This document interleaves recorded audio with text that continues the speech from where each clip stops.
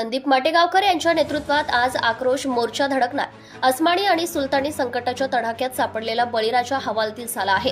अतिवृष्टीने त्याचे कंबरडे मोडले आहे, त्यात महागाईने कळस गाठला आहे।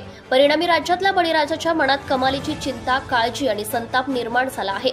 म्हणून बळीराजाच्या व्यथा आणि वेदना सरकार दरबारी मांडण्यासाठी वक्ते संदीप भैया माटेगावकर यांच्या प्रमुख नेतृत्वात आज दुपारी 12 वाजता शिवतीर्थ ते तहसील असा आक्रोश मोर्चा धडकणार आहे। तातडीने ओला दुष्काळ जाहीर करून हेक्टरी 50,000 रुपये मदत द्यावी। तालुक्यात यावर्षी सोयाबीनची वाढ होऊन सुद्धा शेंगा लागल्या नाहीत अशा शेतकऱ्यांचे वैयक्तिक पंचनामे करून त्यांना अधिकची मदत करावी। तसेच संबंधित बियाणे कंपनी व अधिकारी यांच्यावर कार्यवाही करावी। शेतकऱ्यांचा सातबारा कोरा करून कर्जमुक्त करा। सोयाबीनला 9,000 रुपये तर कापसाला 15,000 रुपये भाव देऊन भाव स्थिर करावा। सर्वेचा घोळ न घालता सरसकट पीक विमा देऊन विम्याची रक्कम तात्काळ शेतकऱ्यांच्या खात्यावर जमा करावी।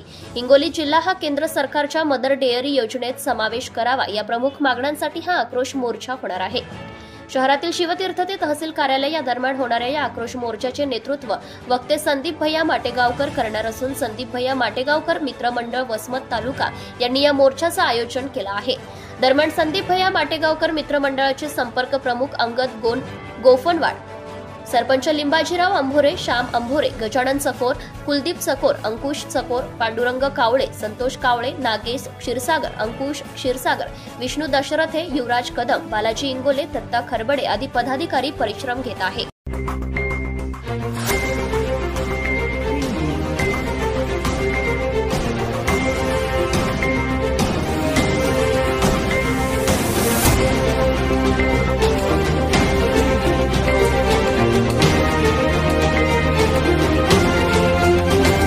ATV न्यूज, बातमी जनकल्याणाची।